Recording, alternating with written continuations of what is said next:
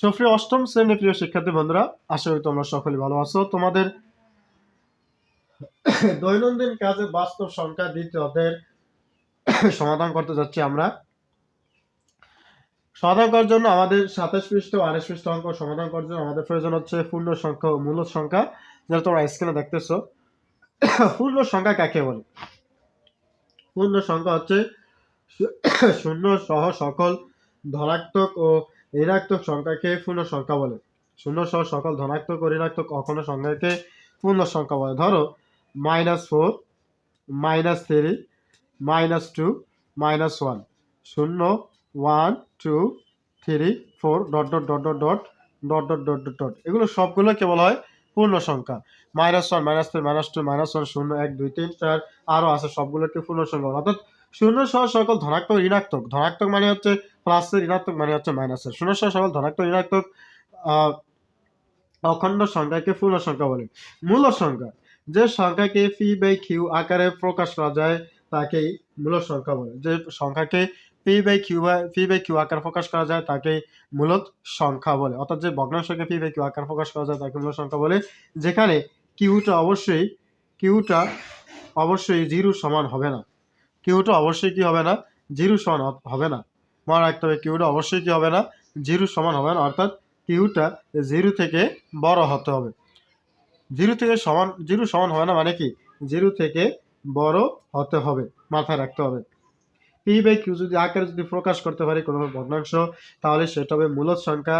আর এই কিউটা কখনোই 0 সমান হবে না। অর্থাৎ 0 থেকে এই কিউটা মূলদ বড় হতে হবে, কারণ কিউ 0 দ্বারা কোনো সংখ্যাকে ভাগ করা যায় না।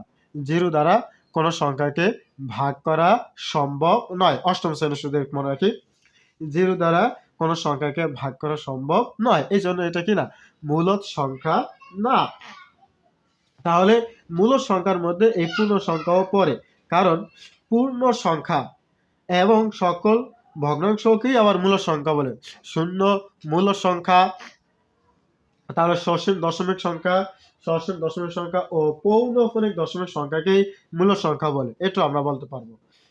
এই সংখ্যাটা আবার তোমাদের বইতে দেওয়া রয়েছে, এদিকে দেওয়া রয়েছে, যেটা আমি সংখ্যা বলছি p/q আকারে প্রকাশ করার, কোনো ভগ্নাংশ প্রকাশ করাকে সেটা আমরা কি বলবো? মূল সংখ্যা। এবার আসো, যে মূল সংখ্যা তোমাদের এখানে দিয়েছে, এগুলো তোমরা পড়ে নেবা। আমি এগুলো পড়ে নেবা, এখানে ফলে বসবা।